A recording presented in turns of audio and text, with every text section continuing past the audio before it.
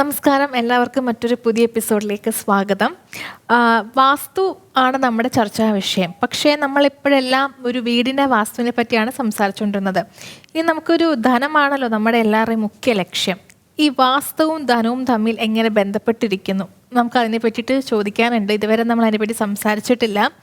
സാറിനോട് തന്നെ നമുക്കത് ചോദിക്കാം. സാറിനെ സ്വാഗതം ചെയ്യാം. സാർ നമസ്കാരം. നമസ്കാരം. അപ്പം ഇന്നത്തെ എൻ്റെ ചോദ്യം എല്ലാവർക്കും കേൾക്കാൻ ആഗ്രഹമുള്ളൊരു ചോദ്യമാണ്. വാസ്തുവും ധനപരവും എങ്ങനെ വീട്ടിൽ നമുക്ക് ധനം കൊണ്ടുവരാം? കഴിഞ്ഞ എപ്പിസോഡിൽ വളരെ ശക്തമായി ഞാൻ പറഞ്ഞൊരു കാര്യമാണ്, വാസ്തു ഒരിക്കലും ധനം വാഗ്ദാനം ചെയ്യുന്നില്ല, പക്ഷേ അതിനുള്ള സാഹചര്യങ്ങൾ ഒരുക്കി തരുന്നു. അതാണ് വാസ്തു ചെയ്യുന്നത്. അപ്പോൾ എപ്പോഴും അത് മാറിപ്പോരുത്. ഇനി അതെങ്ങനെയാണെന്ന് വെച്ച് കഴിഞ്ഞാൽ, എപ്പോഴും ധനപരമായ കാര്യങ്ങൾക്കോ അല്ലെങ്കിൽ അതിനുള്ള ചാൻസസിന് കൂടുതൽ വാസ്തുവിനോടുള്ള സാധ്യത എന്ന് വെച്ച് കഴിഞ്ഞാൽ ജലകാരകത്വം. അത് ജലവും ഭൂമിയും കൂടെ ഒരുമിക്കുമ്പോൾ അവിടെ ആഗമനത്തിന് ഒരുപാട് ചാൻസ് ഉണ്ട്. ധനാഗമനം എങ്ങനെ ഡെവലപ്പ് ചെയ്യാന്ന് വെച്ച് കഴിഞ്ഞാൽ, ജലകാരകത്വം പേറുന്നത് എപ്പോഴും ഈശാന്യമാണ്. ഈശാന്യം എന്ന് വെച്ച് കഴിഞ്ഞാൽ വടക്കും കിഴക്കും കൂടെ ചേരുന്നൊരു മൂലയാണ്. അപ്പോൾ അവിടെ താഴ്വാരം ഉണ്ടായിരിക്കണം. എപ്പോഴും ഞാൻ പറയാറുണ്ട്, ആ താഴ്വാരം ഒരുപക്ഷെ കിണറാവാം, റോഡിൻ്റെ ചായ്വാകാം. അല്ല, അപ്പം ധനപരമായ കാര്യത്തിൽ നമുക്ക് കിണറെടുക്കാം, കാരണം കണ്ടന്റ് ജലമാണ്. അപ്പോൾ വടക്ക് കിഴക്ക് കറക്റ്റായിട്ടുള്ള സ്ഥാനം നോക്കി ആ വീട്ടിൻ്റെ ഇൻകം സോഴ്സ് ആരാണെന്ന് ആദ്യം പരിശോധിക്കുക. സ്ത്രീയാണോ പുരുഷനാണോ? പുരുഷനാണെങ്കിൽ കിഴക്ക് ഈശാന്യത്തിൽ ഒരു കുഴിക്കുക, ബോറായാലും ശരി, കിണറാണെങ്കിലും ശരി. സ്ത്രീയാണ് ആ വീട്ടിലെ ധനാഗമനത്തിന് പ്രാധാന്യം എന്നുണ്ടെങ്കിൽ വടക്ക് ഈശാന്യത്തിൽ കുഴിക്കുക, കിണറാണെങ്കിലും ബോറാണെങ്കിലും. എന്നിട്ട് അവിടെ നിന്ന് ഈ വെള്ളം എടുത്ത് സമാന്തരമായി തെക്ക് പടിഞ്ഞാറ് മൂല, അതായത് കന്നി മൂലയിൽ ടാങ്ക് വയ്ക്കണം. വടക്ക് കിഴക്ക് മൂലയിൽ നിന്ന് വെള്ളം പൊക്കി തെക്ക് പടിഞ്ഞാറ് മൂലയിൽ സംഭരിച്ച്, തെക്ക് പടിഞ്ഞാറുന്ന് ടോയ്ലറ്റും വാഷ് ബേസും കുളിമുറികളിലുമായി പല ഭാഗങ്ങളിലായിട്ട് വെള്ളം ഉപയോഗിച്ച് അത് തിരിച്ചും വടക്ക് കിഴക്കിലോട്ട് തിരിച്ച് വെള്ളം എത്തിക്കുന്നു. അപ്പോൾ ഇത് റൗണ്ട് പ്രോസസ്സായി. ഏതാ?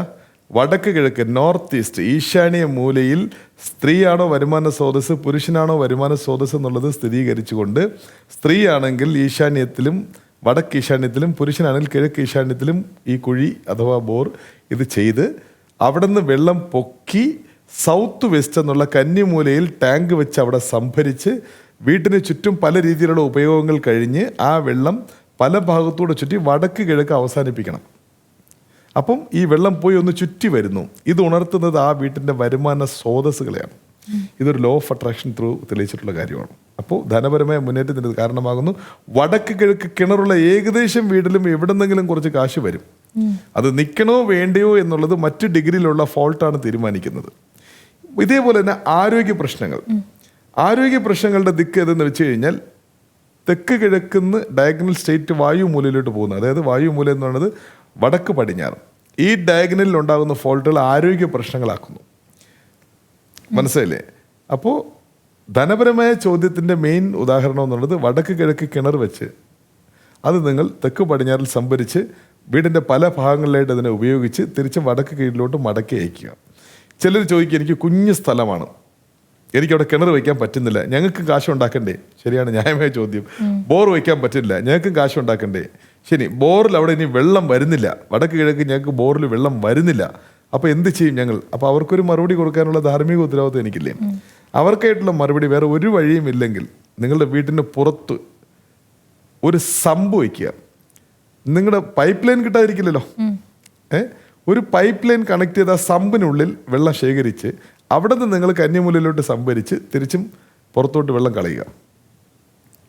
ഒരു ജലസ്രോതസ്സോടെ ഉണ്ടാക്കണം വടക്ക് കിഴക്ക്. ഇനി ചിലർ പറയുന്നു, ഇനിയിപ്പോൾ നമുക്ക് എന്ത് പറഞ്ഞാലും സമ്മതിക്കാത്ത ആൾക്കാരുണ്ട്.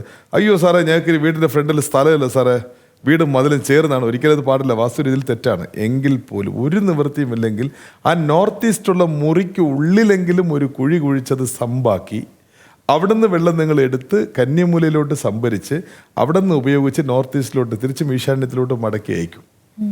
ഇത് നിങ്ങൾ നിത്യ ചോദിച്ച ജലസംബന്ധമായ കാര്യങ്ങൾ വരുമാന സ്രോതസ്സുകളുടെ ചാൻസസ് കൂട്ടി തരുന്നു. ശരിയായില്ലേ? ക്ലിയർ ആയില്ലേ? ക്ലിയറായി. സാർ, നമ്മുടെ അടുക്കള അഗ്നിമൂലയിലാണ് അടുക്കള വരുന്നതെന്ന് സാറ് പറഞ്ഞു. ഇപ്പം അഗ്നിമൂലയിൽ അടുക്കള വന്നാലുള്ള എന്തൊക്കെ ഗുണങ്ങളായിരിക്കും ആ വീട്ടിലുള്ളവർക്ക് കിട്ടുന്നത്? അഗ്നിമൂലയിൽ അടുക്കള വരണം. ഒന്നാം സ്ഥാനമായി നമ്മൾ തിരഞ്ഞെടുക്കേണ്ടത് അഗ്നിമൂലയിൽ തന്നെയാണ്. ഒരിക്കലും വടക്ക് കിഴക്ക് പാടില്ല. പക്ഷേ സാഹചര്യവശാൽ കേരളത്തിലെ പല ഭാഗങ്ങളിലും വടക്ക് കിഴക്ക് അടുക്കളയാണ്. അപ്പോൾ തൊഴിൽ രീതിയിൽ പല ആൾക്കാരും എന്നോട് സംസാരിക്കുമ്പോൾ പറയുന്നു, നമുക്ക് എന്ത് ചെയ്യാൻ പറ്റും, അവരോടത് പറഞ്ഞാൽ പിന്നെ ആ വർക്ക് എനിക്ക് കിട്ടില്ല, അതുകൊണ്ട് സപ്പോർട്ട് ചെയ്ത് പറ്റുള്ളൂ എന്ന് പറഞ്ഞാൽ അവരുടെ ഡെയിലി നീഡ്സിന് ചിലപ്പോൾ ഇത് പണ്ടും ഇങ്ങനെയാണ്. ഒരുപാട് ആൾക്കാർക്ക് കാര്യങ്ങളൊക്കെ അറിയാമായിരുന്നു, പക്ഷേ വീട്ടിലോട്ട് അടുത്ത് ഈ നല്ല കാര്യങ്ങൾ പറയുമ്പോൾ അവർക്ക് ഇഷ്ടപ്പെടില്ല.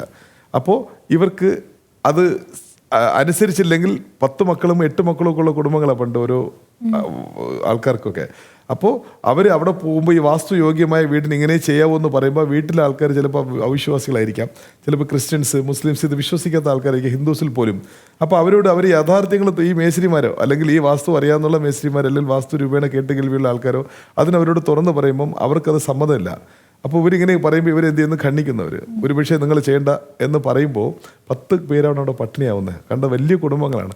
അപ്പം നിവൃത്തിയില്ലായ്മ കൊണ്ട് വാസ്തു തെറ്റായിട്ട് ചെയ്യുന്ന ആൾക്കാരുണ്ട്. അതിലൂടെ അവർ പല തെറ്റുകളും വാസ്തു അഗെയിൻസ്റ്റ് ആയിട്ട് ഭൂമിയിൽ കൈവയ്ക്കുന്നവരുടെ കുടുംബങ്ങൾക്കും പ്രശ്നം ഉണ്ടാവുന്നു. ഈ നമ്മളീ പറഞ്ഞ സബ്ജക്റ്റ് വാസ്തു യോഗ്യമായൊരു വീട്ടിൽ കെട്ടുന്നത് മൂലമല്ല. ഒരു വീട്ടിൽ ഈ ടെക്നീഷ്യനിലൂടെ അദ്ദേഹം അവിടെ കെട്ടുന്ന നിർമ്മാണ പണികളിൽ വാസ്തു രീതിയിൽ തെറ്റ് സംഭവിച്ചാൽ അതിൻ്റെ ഒരു ചെറിയൊരു ശതമാനം ഫലം ഇയാൾ അനുഭവിക്കണം. അതിന് കാരണകത്വം പേരുന്നാൾ അനുഭവിക്കണം. അങ്ങനെയാണ്. സോ അത് പോട്ടെ.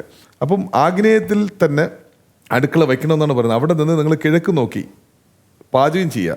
അപ്പം അഗ്നിമൂലയിൽ അടുക്കള വരുമ്പോൾ പ്രത്യേകം ശ്രദ്ധിക്കേണ്ട കാര്യം വെച്ചാൽ അഗ്നിമൂലയിൽ കിഴക്ക് ഫേസ് ചെയ്ത് വയ്ക്കുക. തെക്ക് ഫേസും കിഴക്ക് ഫേസും ഉണ്ട് അടുക്കളയിൽ. അതിൽ അഗ്നിമൂലയിൽ വരുന്ന അടുക്കള കിഴക്ക് ഫേസ് ചെയ്ത് നിൽക്കുക.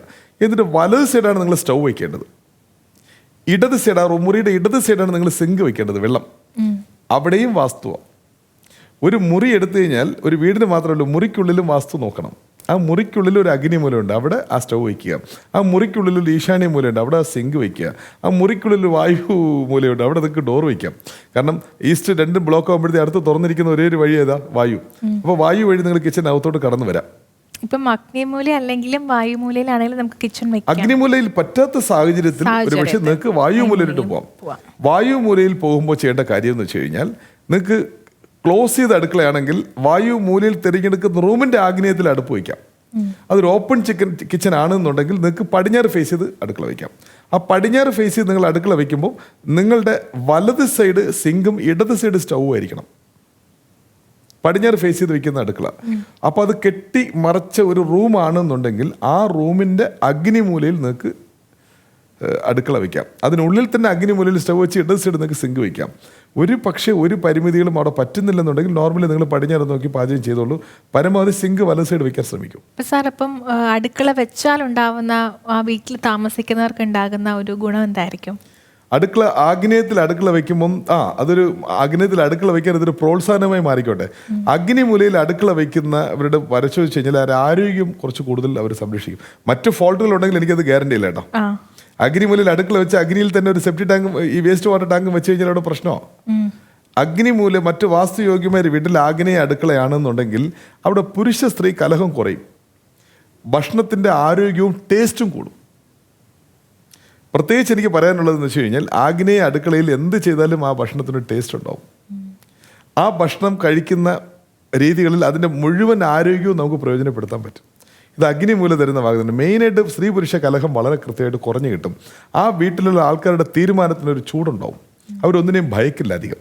അവർക്ക് കുറച്ച് കൂടുതൽ ബെറ്റർ ഓപ്പർച്യൂണിറ്റി വരും. അവരൊന്നിനെയും ഭയക്കില്ല.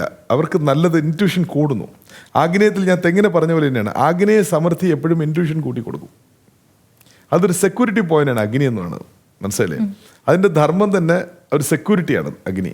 മനസ്സിലായി? എല്ലാത്തിനെയും ശുചീകരിക്കുന്ന സംവിധാനമാണ്. അപ്പോൾ ആഗ്നേയ നിവൃത്തി ഏറ്റവും കൂടുതൽ ആഗ്നേയത്തിൽ നിങ്ങൾ പോസിറ്റീവായിട്ടുള്ള വാസ്തു ഇൻസിഡൻറ്റ് ചെയ്യുന്നതോറും നിങ്ങൾക്ക് ഇൻറ്റ്യൂഷൻ കൂടിക്കൊണ്ടിരിക്കും.